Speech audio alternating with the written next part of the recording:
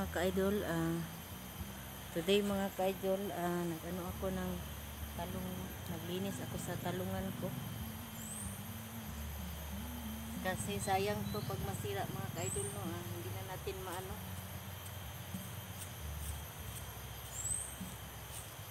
Yung talungan ko mga ka-idol.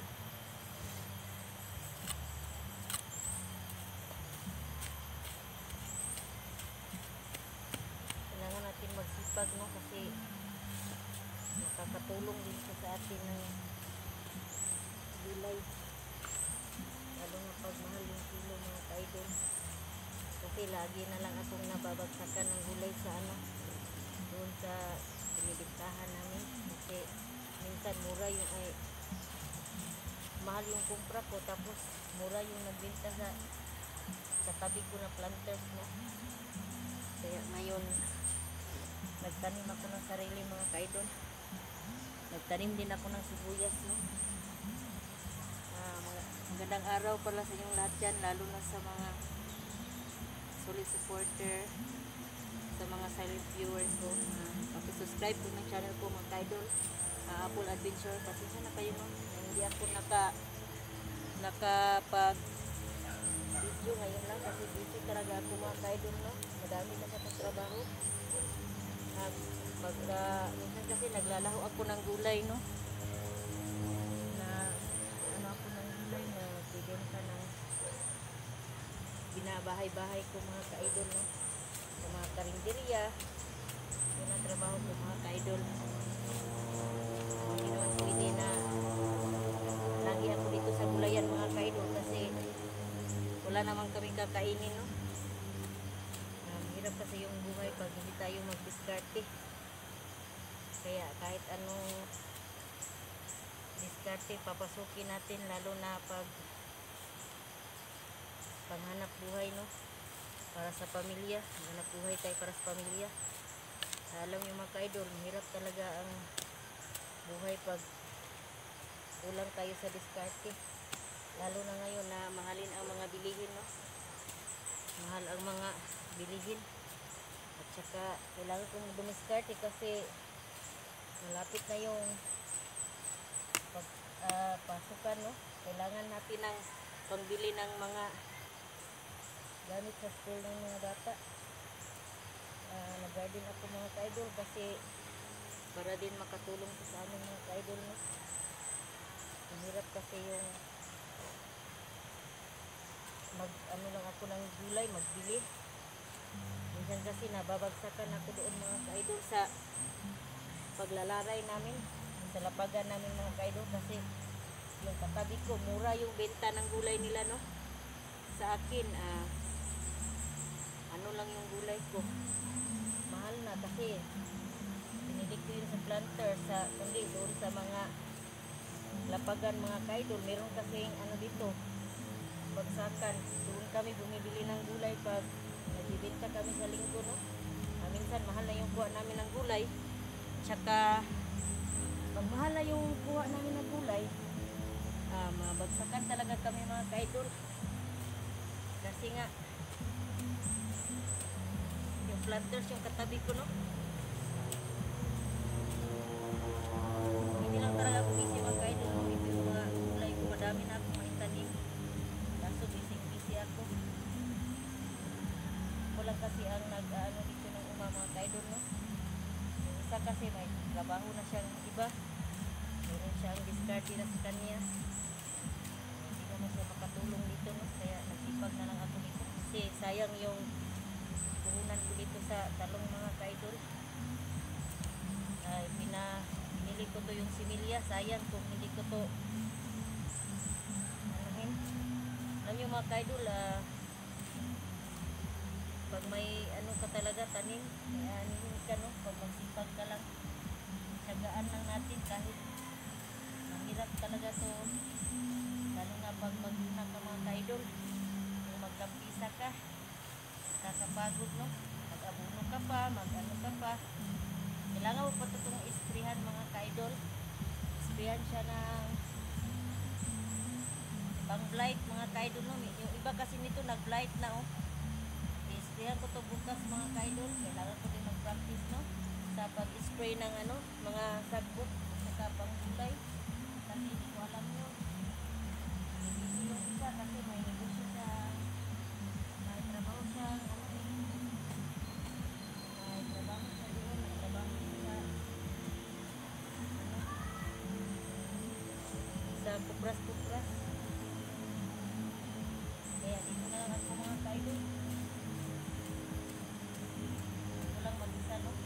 Anak ko na sa bahay. Nagbantay sa anak ko sa mantalang wala pa'y ano ngayon sa samtang wala pa'y klase. Kailangan kong mag-ano dito.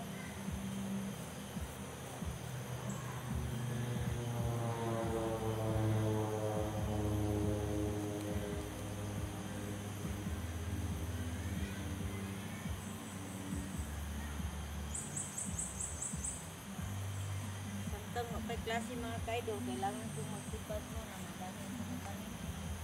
Kasi wala na dito bantay ng bata. Tapos hindi pa naman naman mga kaidol. Kailangan kong ano dito. Gaman ako ng mga kaidol. Saka pa ako makapag ano dito.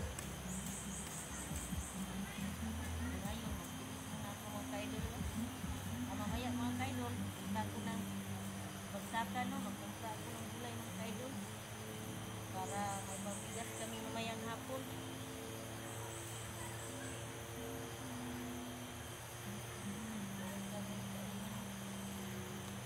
Mamaya, hindi yung isa mga kaidol, mamaya pang hapon.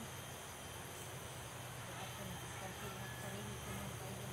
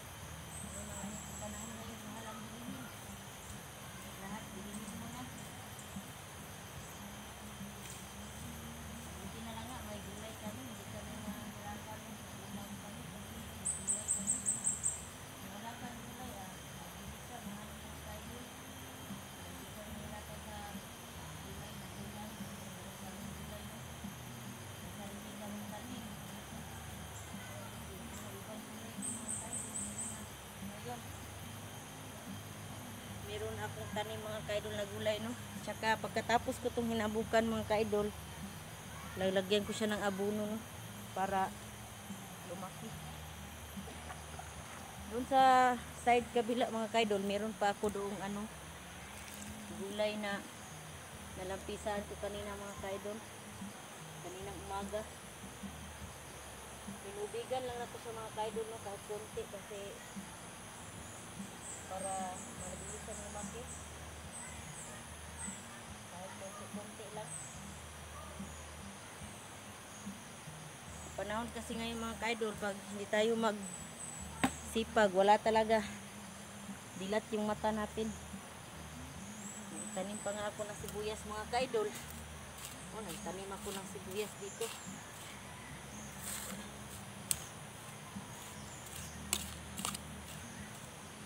Kailangan natin magtanim ng sibuyas. Sana pitsa yung itanim ko dito eh.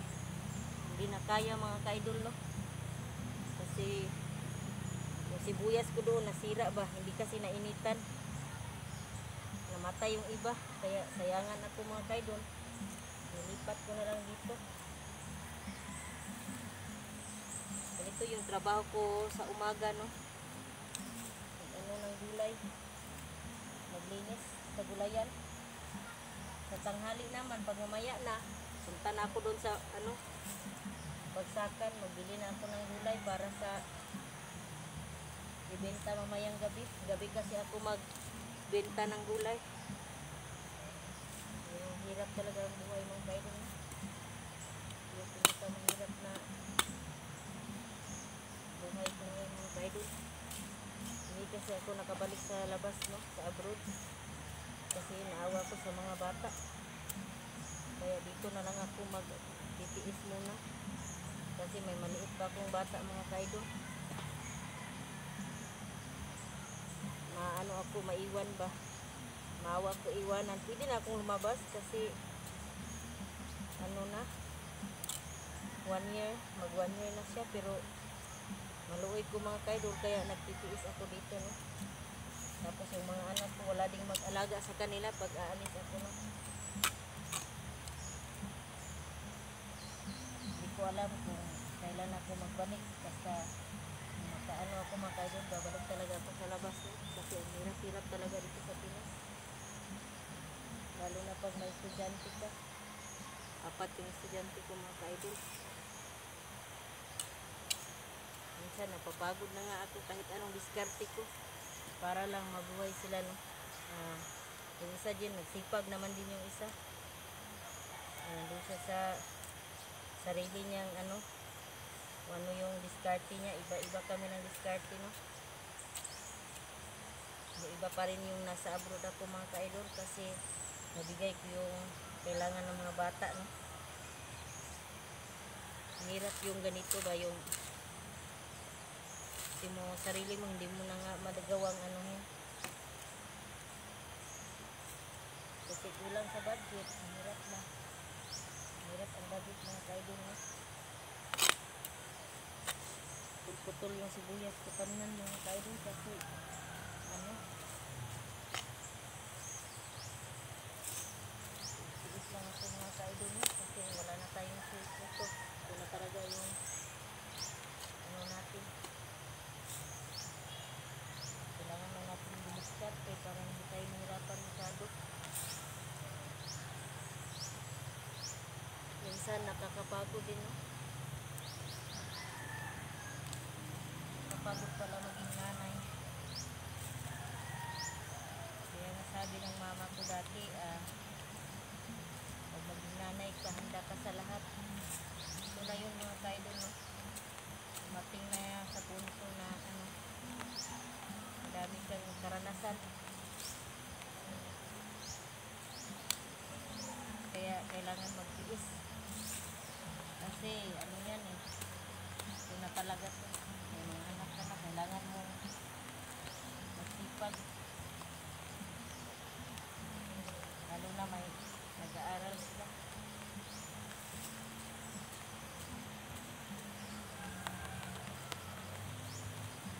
Lalo na po mga kaidol, lalo na siya matapos.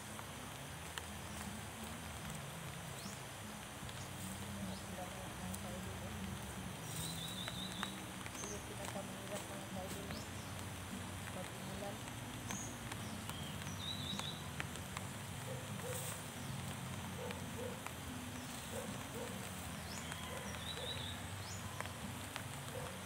Hindi nalang mga kaidol. Tapos nag-usan ako, napunta pa ako doon sa anak ko. Hindi pa ako tapos doon.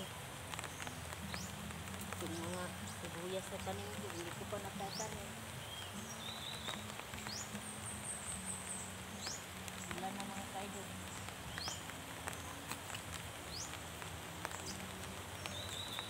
Kailangan ko tanim kasi ano, matay na ko sa pag natanim mo.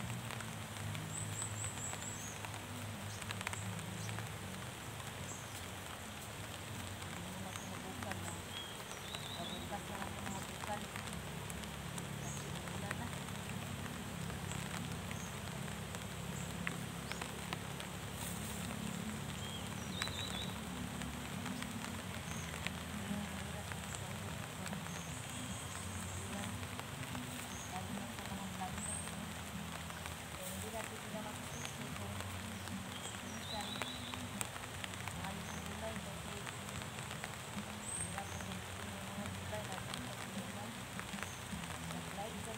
Mamatay talaga yung gulay mo. Light siya.